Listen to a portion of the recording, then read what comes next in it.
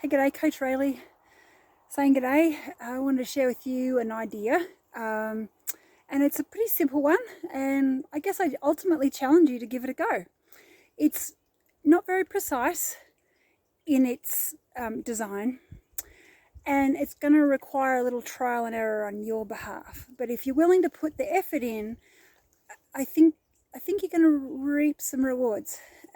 So I'm just out here running on the trails, and it's hot, so I've had to really slow down, and I'm trying to keep my heart rate in zone 2, which is pretty hard when you're going on the ups, and it's 80 degrees out and all that kind of good fun stuff. But just made me think about hydration and how you can dose hydration so that your stomach doesn't get upset, but that you still get the volume of water that you need, or fluid that you need.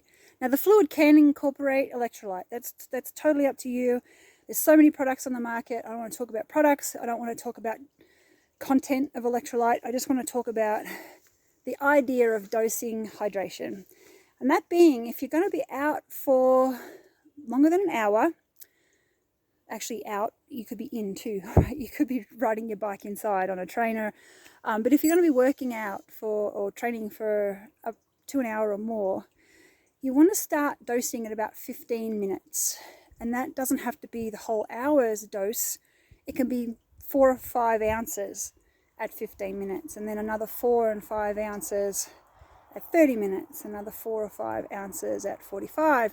So by the time you have your hour timer click over, you've actually consumed about a water bottle full of fluids, and that should be enough, provided the intensity level isn't too high or the heat or humidity isn't too extreme to meet the demands of training.